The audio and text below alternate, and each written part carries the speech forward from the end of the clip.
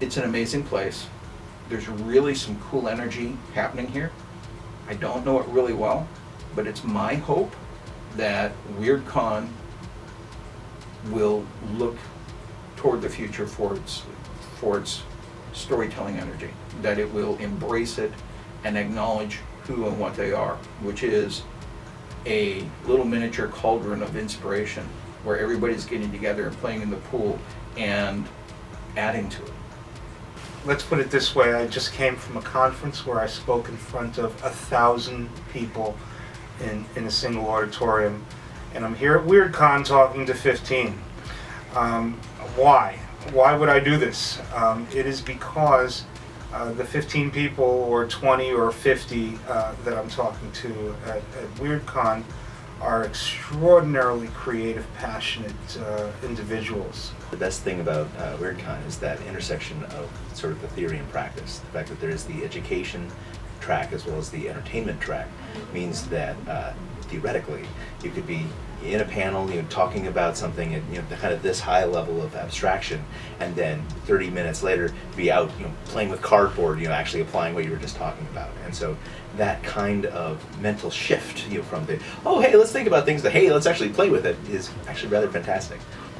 It stuns me every time I'm here that how quickly it is. I've walked through the corridors and I see people talking and they're going, okay, now we're doing this, you're this and you're that, and they explain the characters and what their motivations are and what the end result of the chapter, if you want to call it that, or the episode, would be. And I watch their faces and they're seriously getting into role, and they might play out for a couple of hours and they all get to a resolution at the end. So much fun just to see so many people who are, so passionate in what they do and so passionate in storytelling.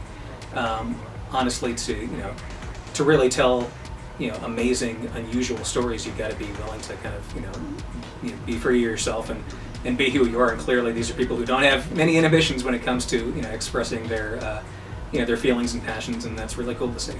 I go to so many large conferences, and you never really get to sit down and talk with anybody and actually get to know anyone. And here I've actually gotten to participate in one of the games, which was a whole lot of fun, and I could just hang out with people and see how they're doing.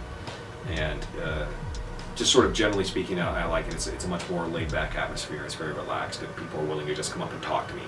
The future of WyrdCon is actually really bright as a unique, kind of cutting-edge storytelling convention of different elements and different types of storytelling. If you are telling stories, this is a convention you want to be to, because you get essentially hybrid vigor, and you have these different elements, and they may not be working with the same medium of expression as you, but they're still telling a story from human to human.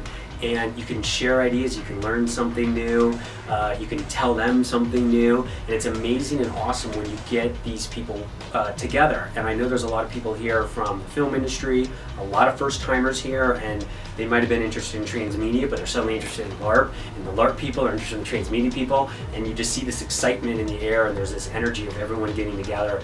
And I think we're in a renaissance, and I think this is a place to be. This is Italy during the Renaissance area for interactive storytelling. It's great to be here.